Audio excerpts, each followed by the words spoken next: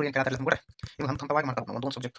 ಅದು ನಿಮಗೆ ಬೇಡಿಕೆ ಅಂದ್ರೆ ಏನು ಕ್ಲಿಯರ್ ಮಾಡಬೇಕು, ಪೂರೈಕೆ ಅಂದ್ರೆ ಏನು ಕ್ಲಿಯರ್ ಮಾಡಬೇಕು, ಉತ್ಪಾದನೆ ಅಂದ್ರೆ ಏನು ಕ್ಲಿಯರ್ ಮಾಡಬೇಕು, ಅದೇ ಥರ ಉತ್ಪಾದನಾಂಗಗಳು ಅಂದ್ರೆ ಏನು ಕ್ಲಿಯರ್, ಉತ್ಪಾದನೆಗೆ ರೀಕ್ರಿಯೇಟ್ ತಾವು ಅಂದ್ರೆ ಏನು ಕ್ಲಿಯರ್ ಮಾಡಬೇಕು.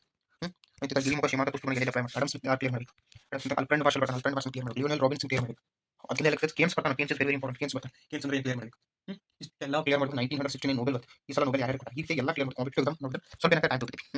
ಖಂಡಿತವಾಗಿ ಮಾಡ್ಕೊಡ್ತಾರೆ. ನೀವು ಹೇಳಿ ಉತ್ಪಾದಕತೆ, ನೀವು ಉತ್ಪಾದಕತೆ ಅಂದ್ರೆ ಈಗ ನೀವು ಕಾಮನ್ ರೀ ಎಕನಾಮಿಕ್ಸ್ ವರ್ಡ್ ಏನು ಸ್ವಲ್ಪ ಅಫಿಷಿಯಲ್ ಯೂಸ್ ಮಾಡಿ ಹಂಗೆ ಸೈನ್ಸ್ ವರ್ಡ್ ಸೈನ್ಸ್ ವರ್ಡ್ ಇದ್ದಂಗೆ ಅದರಿಂದ ಅರ್ಥಶಾಸ್ತ್ರ ಒಂದು ಕಲೆ ಮತ್ತು ವಿಜ್ಞಾನ ಅಂತ ಎರಡು ಐತಿ, ಕಲೆ ಐತಿ ಪ್ಲಸ್ ವಿಜ್ಞಾನ ಐತಿ. ಅದರಿಂದ ಸ್ವಲ್ಪ ಅಫಿಷಿಯಲ್ ವರ್ಡ್ ಯೂಸ್ ಮಾಡೋದು ಸ್ವಲ್ಪ ಕನ್ಫ್ಯೂಸ್ ಆಗುತ್ತೆ. ಅಫಿಷಿಯಲ್ ವರ್ಡ್ ಈಸಿ ಮಾಡ್ತೀವಿ. ಓಕೆ, ಉತ್ಪಾದನೆಗೆ ಮತ್ತೆ ಏನು ಬೇಕು, ಭೂಮಿ, ಶ್ರಮ, ಬಂಡವಾಳ, ಸಂಘಟನೆ, ಈ ಮೂರು ತಗೋಬೇಕು. ಈ ಮೂರು ಒಳಗೆ ಮತ್ತೆ ನೀವು ಏನು ಮಾಡಬೇಕು, ಡಿವೈಡ್ ಟು ಟೈಪ್ಸ್.